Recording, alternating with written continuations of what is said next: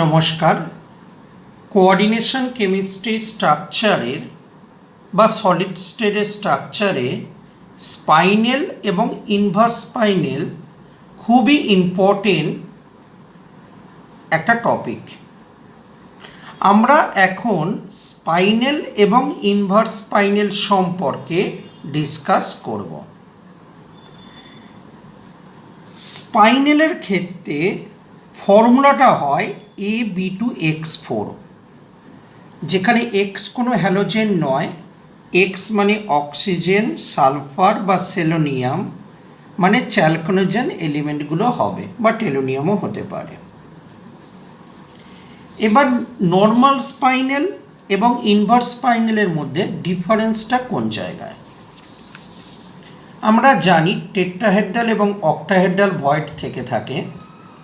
যদি কখনো কারোর স্ট্রাকচারটা এই ফরম্যাটে থেকে থাকে, অর্থাৎ এ একটা মেটাল, তার 2 অক্সিডেশন নাম্বারটা টেট্রাহেড্রাল ভয়েডে, এবং বি একটা মেটাল, সেম মেটালই হতে পারে আবার আলাদাও হতে পারে, তার 3 অক্সিডেশন নাম্বারটা এবং দুখানা থাকবে, সেটা অক্টাহেড্রাল ভয়েডে এবং O4।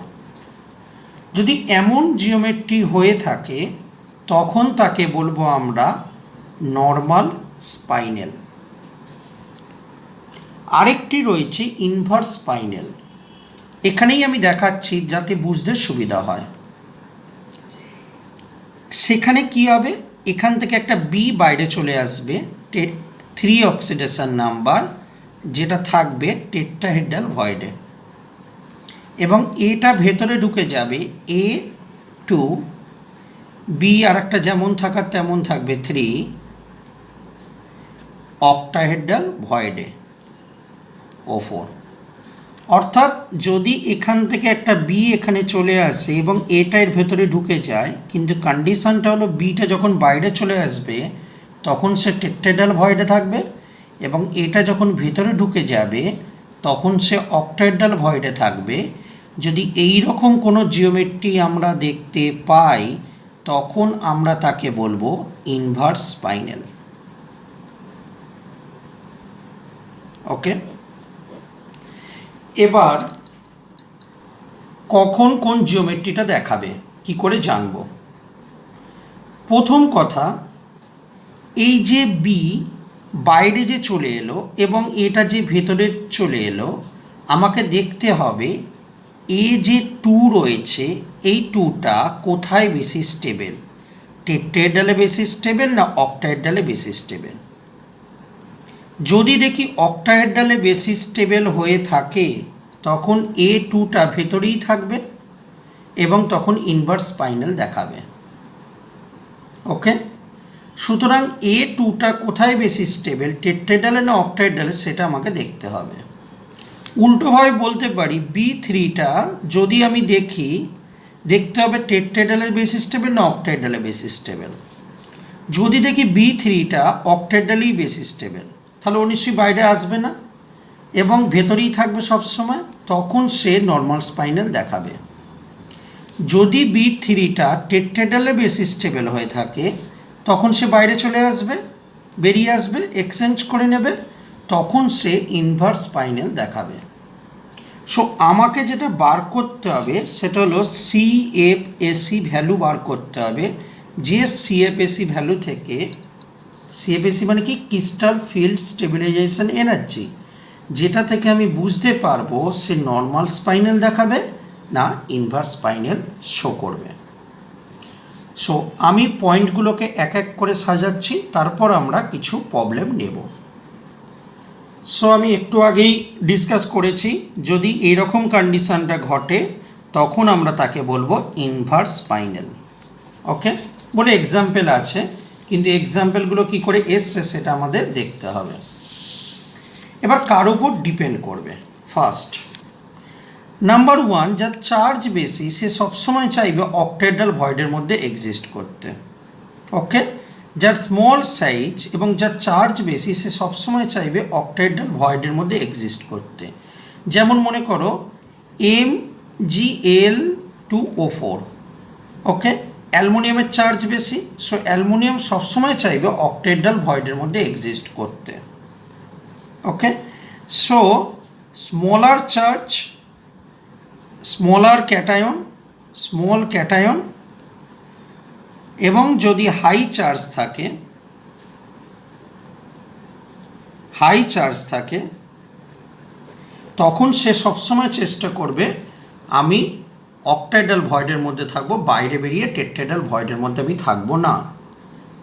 সেকেন্ড পয়েন্ট হলো মেডিলাং কনস্ট্যান্ট। আমি বলেছি যে প্রথম কথা হলো মেডিলাং কনস্ট্যান্টের উপর নর্মাল বা ইনভার্স স্পাইনালের উপর খুব একটা ডিপেন্ড করে না।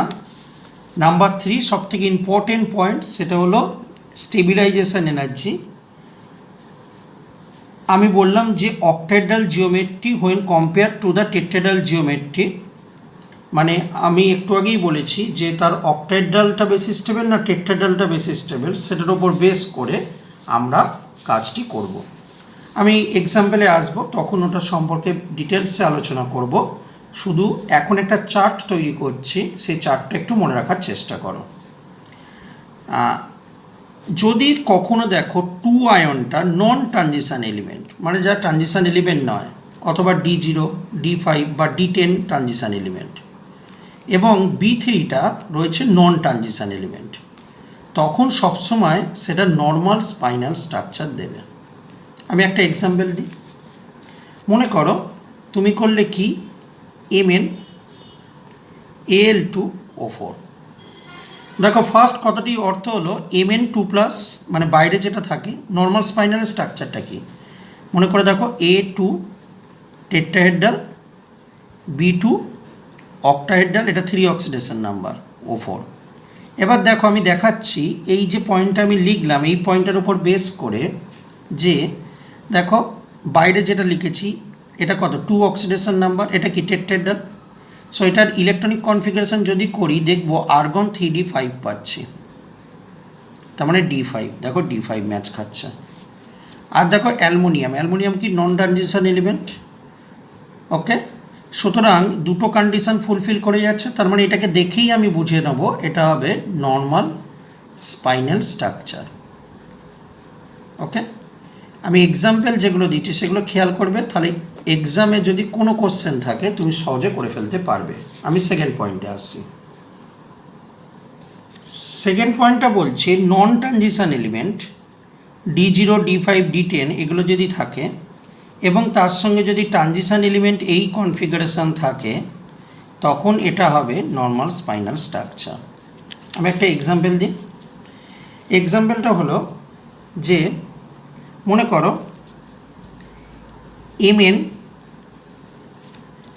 Mn2 বাইরের দিকে রয়েছে, আর এইখানে দিচ্ছি আমি Fe2O4, ওকে। Mn2 Fe2O4। সো Mn মানে কি D5 সিস্টেম, আর Fe3 মানে এটাও D5 হচ্ছে, তার মানে এই এক্সাম্পলটা হবে না। মনে করো Mn2 তোমাকে দিল Mn2 Ni2O4, তো নিকেল 3, Mn2 মানে D5 আর নিকেল 3 মানে কত D8 সিস্টেম, তার মানে দেখো D5 আর এইদিকে কি রয়েছে D8 সিস্টেম, তার মানে এটা কি হবে নর্মাল স্পাইনাল, ওকে। ইনভার্স স্পাইনাল কি, ইনভার্স স্পাইনাল হলো এই রকম, যদি কোনো ট্রানজিশন এলিমেন্ট এই কনফিগারেশনে থাকে অথবা নন ট্রানজিশন এলিমেন্ট রয়েছে এবং D0, D5, D10 এগুলো রয়েছে, তখন তাকে ইনভার্স স্পাইনাল বলবো। তো আমি একটা এক্সাম্পল নিচ্ছি, ক্লিয়ার হয়ে যাবে তোমার কাছে। মনে করো রইল যে নিকেল বা নিকেল না নিয়ে তুমি অন্য কোনো এলিমেন্টও নিতে পারো। মনে করো কোবাল্ট নিলাম, কোবাল্ট Al2O4, ওকে। সো কোবাল্টের দিকে তাকিয়ে দেখো, কোবাল্ট কি না, কোবাল্টকে 2 নাও, কোবাল্ট 2 নাও মানে কি D7 সিস্টেম, দেখো D7 সিস্টেম। এবং অ্যালুমিনিয়াম কি একটা নন ট্রানজিশন এলিমেন্ট, তার মানে বলে দেবো ইনভার্স স্পাইনাল। কিন্তু এইগুলোর ক্ষেত্রে কিছু কিছু এক্সেপশনাল রয়েছে, কিন্তু বেশিরভাগ ক্ষেত্রেই এরকমভাবে মিলে যায়, তাই এই চার্টটাকে ফলো করবার চেষ্টা করবে। কিন্তু কিছু ক্ষেত্রে আমাকে সিএফএসি ভ্যালু বার করে আমাকে বলতে হবে যে এটা নর্মাল স্পাইনাল হবে না ইনভার্স স্পাইনাল হবে। তো যে কথাটি বলার সেটি হলো যে তুমি মানে তোমাকে মনে করো এরকম একটা স্ট্রাকচার দিল, সবচেয়ে ভালো উপায় এটা মনে রাখার, এরকম একটা স্ট্রাকচার দিল, তুমি কি করবে M2 এর অক্টাহেড্রালে বার করব, অক্টাহেড্রালে crystal field stabilisation energy bar করব, ওকে। আর N3 এর অক্টাহেড্রালে crystal field stabilisation energy bar করব, ওকে। যদি দেখো N3টার ক্ষেত্রে বেশি পাচ্ছ M2 এর থেকে, M3টার ক্ষেত্রে বেশি পাচ্ছ M2 এর থেকে, তুমি বলে দেবে সেখানে নর্মাল স্পাইনাল ছিল, ওকে। আমরা কিন্তু করব, এটা মনে রাখবে।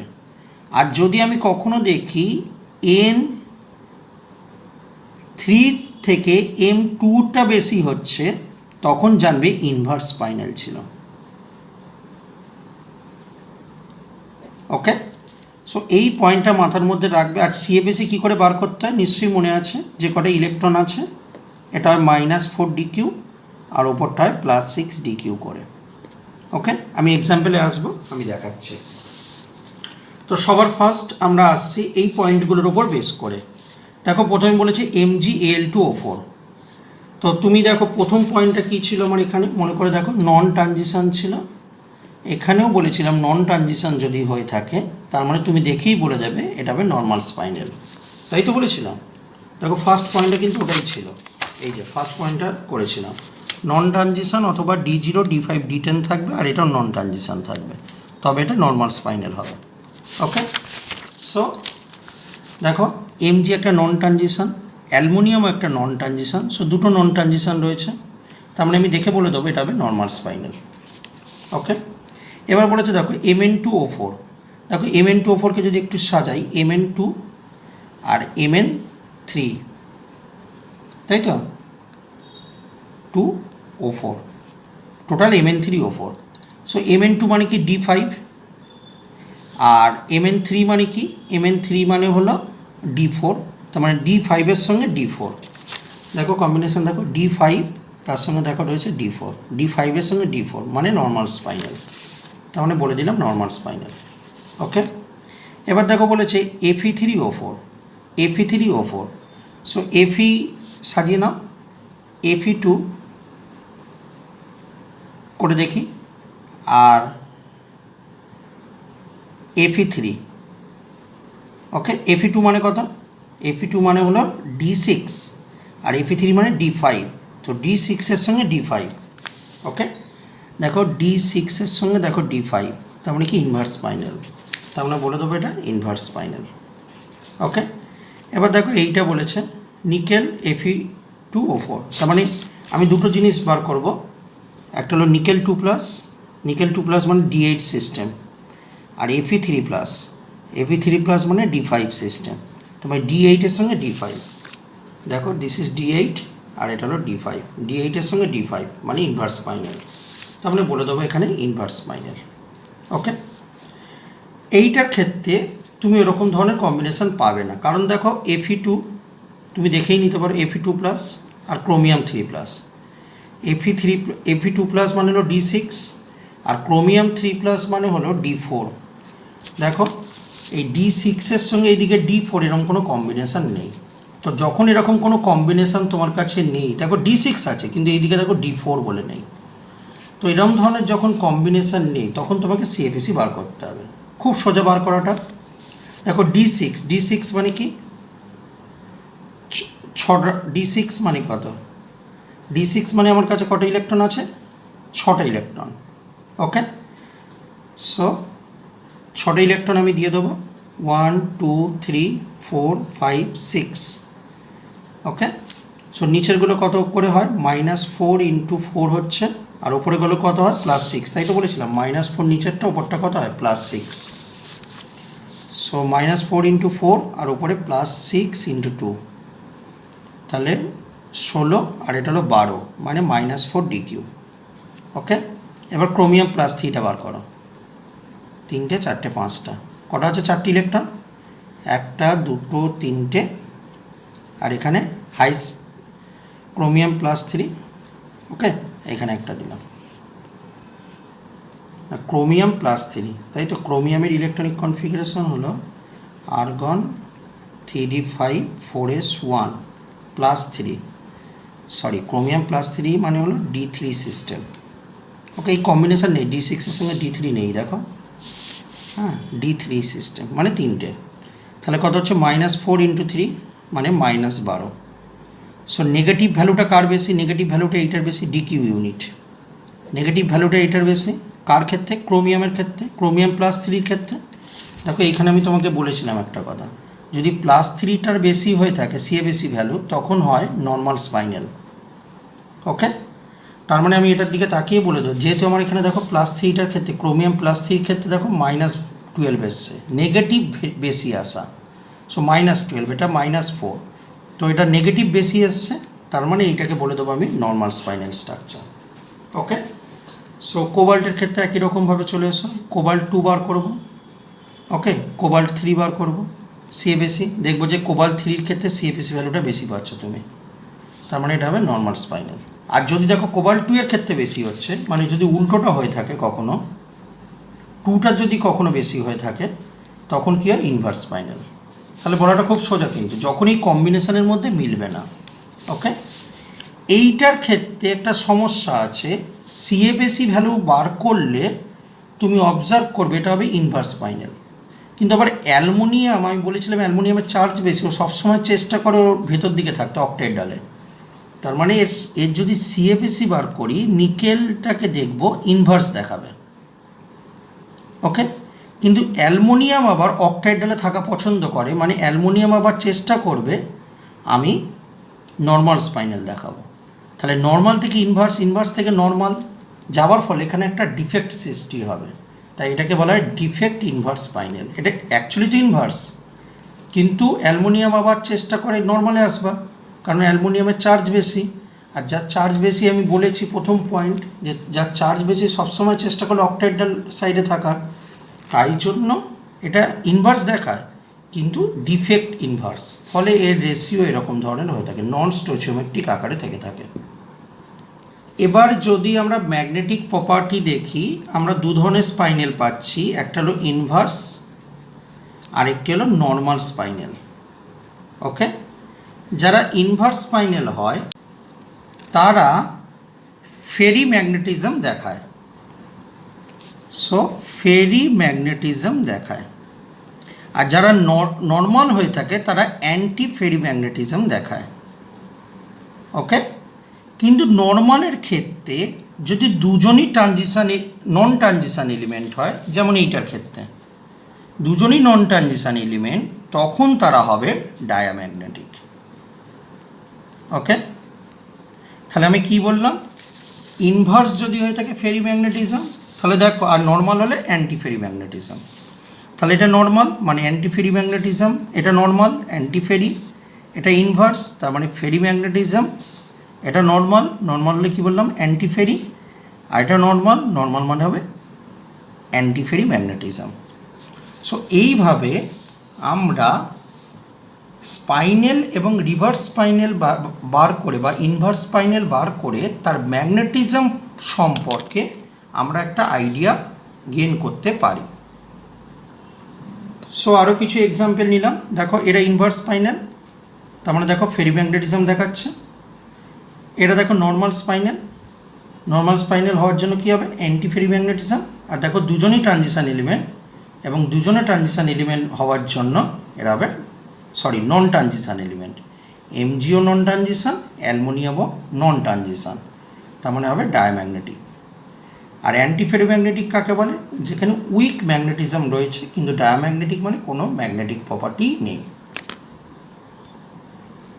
সুতরাং পুরো ভিডিওটা জুড়ে যে যে পয়েন্টগুলো বললাম যদি একটু মনে রাখতে পারি, তাহলে সলিড স্টেট কেমিস্ট্রি স্ট্রাকচারে স্পাইনাল এবং ইনভার্স স্পাইনাল বার করাটা কোনো ব্যাপার নয়। আশা করব এই ভিডিওটা থেকে তোমরা স্পাইনাল এবং ইনভার্স স্পাইনাল সম্পর্কে একটা বেসিক আইডিয়া গেইন করতে পেরেছো, যে বেসিক আইডিয়া থেকে আমরা যে কোনো ধরনের কোশ্চেন আমি যে কটা পয়েন্ট বলেছি যদি একটু মনে রাখতে পারো দেন সলভ করে দিতে পারবে। অসংখ্য ধন্যবাদ সঙ্গে থাকবার জন্য। ভিডিওটা যদি সকলের উপকারে আসে আমার পরিশ্রম সার্থক হবে। নমস্কার।